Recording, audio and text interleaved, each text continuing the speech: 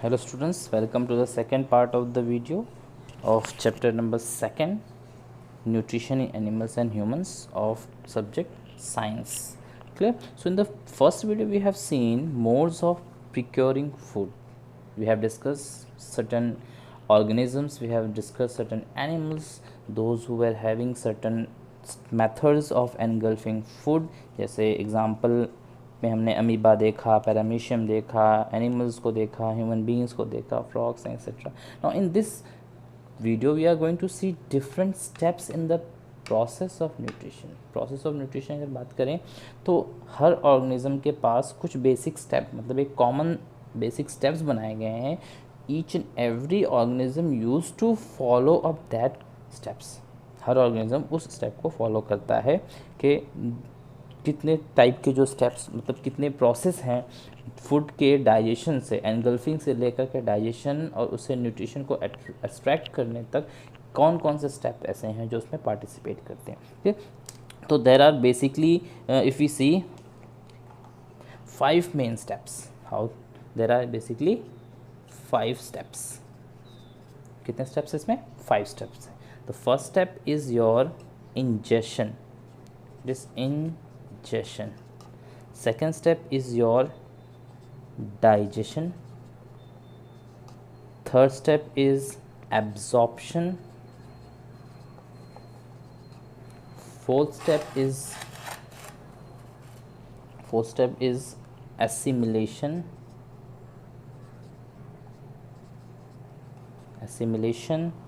And the last one is your adgestion.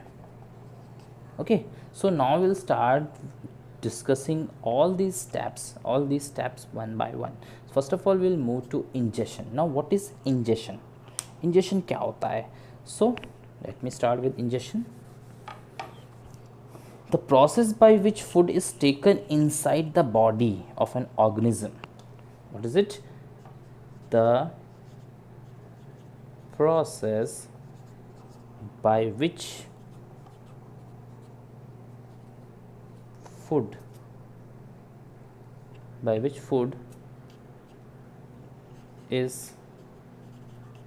is taken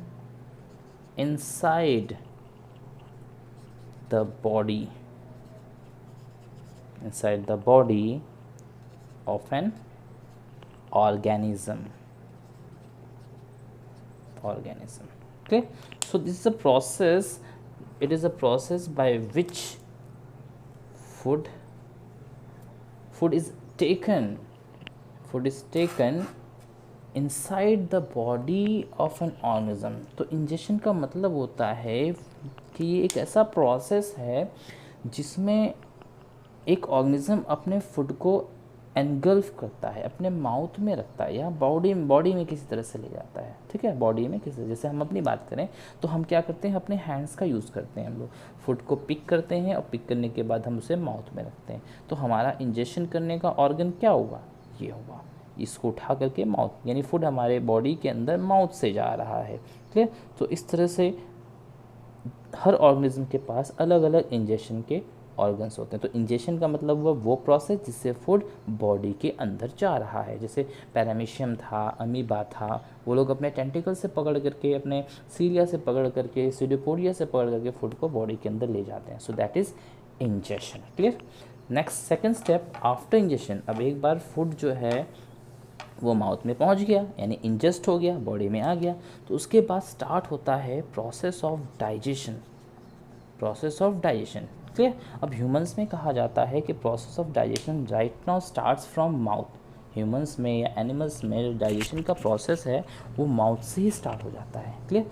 the breakdown of food into simpler and soluble molecules inside the body is called digestion. तो actually digestion क्या है? What is digestion? The breakdown of food into simpler and soluble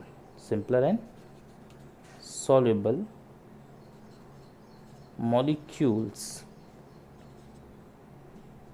inside the body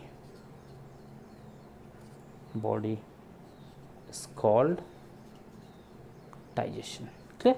So the breakdown of food जब एक बार ingest हो जाता है, यानी mouth में आ गया या कोई भी पार्ट में आ गया, तो वहीं से उसका डाइजेशन शुरू, मतलब कि फूड अब स्मॉलर पार्टिकल्स में, स्मॉलर यानी सिंपल पार्टिकल्स में और ऐसा कि सॉल्युबल पार्टिकल बन जाए उसका, उसमें कन्वर्ट होना शुरू हो जाता है। जैसे हम अपने माउथ की बात करते हैं, तो हम जब फूड को माउथ में रखते हैं तो हम च्यू करते हैं फूड को, तो देखा जाए तो फूड क्या हो रहा है, सिंपल पार्ट्स में आ रहा है, वो बड़े बड़े लम्प्स में होता है, उसको ब्रेक करके हम उसको च्यू करते हैं, जिसमें सलाइवा मिक्स हो जाता है और उसके बाद उसका डाइजेशन वहीं से शुरू हो जाता है। तो वो ये जो प्रोसेस है, सिंपलर फॉर्म में फूड को कन्वर्ट कर देना, सॉल्युबल फॉर्म में कन्वर्ट कर देना, इसी को हम डाइजेशन कहते हैं। इसको भी अलग अलग स्टेप में है, फिलहाल अभी हम इंट्रोडक्शन देख रहे हैं तो हम इतना ही इसमें देखेंगे। So is a process in which the food use to break down into simple and soluble molecules. Clear? इसके बाद जो थर्ड प्रोसेस है, एक बार डाइजेशन हो गया तो डाइजेशन के बाद जो है एब्जॉर्प्शन का प्रोसेस हुआ है, यानी जो एलिमेंट्स उससे डिस्चार्ज हुए हैं, जो सॉल्युबल मॉलिक्यूल्स उससे निकले हैं, उसे एब्जॉर्ब भी होना पड़ता है। तो नेक्स्ट स्टेप जो है आपका वो है एब्जॉर्प्शन। कौन सा? एब्जॉर्प्शन। इट इज़ एब्जॉर्प्शन, यानी कि जो फूड आपका ब्रेक डाउन हुआ था सॉल्युबल पार्टिकल्स में, स्मॉल मॉलिक्यूल्स में, अब उसे बॉडी एब्जॉर्ब करेगी। So how we can define the process by which the digested food, here the food is being digested by which the digested nutrients, we can write food also, nutrients are taken to different parts of the body. Clear? Body. तो अब जो food हमारा digest हो गया था, उससे जो nutritions release हुए हैं, अब उनका टाइम है बॉडी के अदर पार्ट्स में उनको पहुंचाने का। तो ये काम होता है एब्जॉर्प्शन का। ये न्यूट्रिशन बॉडी के अदर पार्ट्स तक, आपने कभी सोचा होगा कि हम खाना खाते हैं वो हमारे स्टमक में जाता है, स्टमक से, लेकिन वो न्यूट्रिशन पूरे बॉडी के पार्ट को कैसा मिलता है? तो ये जो न्यूट्रिशन है वो हमारे ब्लड में डिज़ोल्व हो जाता है, और ब्लड जो है सर्कुलेटरी सिस्टम के थ्रू, सर्कुलेटरी सिस्टम के थ्रू पूरे बॉडी को ये न्यूट्रिशन पहुंचा देता है। यानी ब्लड वो एजेंट है जो पूरी बॉडी को वो डाइजेस्टेड फूड से जो न्यूट्रिशंस निकले हैं उसे पहुंचा देता है। That is absorption. अब जो फूड था उससे हमने सॉल्युबल पार्ट में किया, उससे न्यूट्रिशन निकल करके पूरे बॉडी में भी चला गया। अब बात बच रही है उस वेस्ट की, वो वेस्ट कहाँ जाता है? लेकिन उससे पहले बात करेंगे, एक और प्रोसेस था एसिमिलेशन। एक बार जो डाइजेस्टेड फूड है वो पहुंच गया अपने अपने पार्ट्स में पूरी बॉडी में, उसके बाद बॉडी उसके साथ क्या करती है? तो that is assimilation. So assimilation means what? The absorb, जो फूड एब्जॉर्ब हुआ है, the absorbed simple, I can write simple and soluble food substances are transported to different parts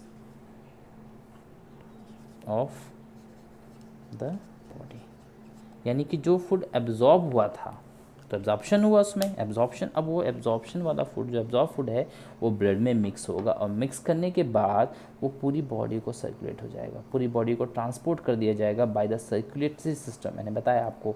तो ये जो ट्रांसफ़र किया गया वो आपका आता है assimilation में, that comes under the category of assimilation। वो इस स्टेप में होगा आपके 4th नंबर के स्टेप में। Clear? Next the last one is, अब जो लेफ्ट आउट फूड था जिसकी मैंने बात की थी, लेफ्ट आउट फूड है, उसके साथ क्या होगा? तो उसके साथ होगा एजेशन। एजेशन का क्लियर मीनिंग होता है रिमूवल, यानी कि जो फूड हमारा बचा है उसमें से अब कुछ भी ऐसा नहीं है जो हमारे यूज़ में, now it is a waste for the body, so naturally that waste have to be removed out from the body, so that waste is removed by the process of digestion. So what we can write? We can write the process by which the undigested food materials are thrown out of the body. क्या होता है, जो undigested food material है यानी उससे कुछ भी digest नहीं होना है वो बॉडी से बाहर फेंक दिया जाता है, तो उसी को हम कहते हैं एजेशन, रिमूवल।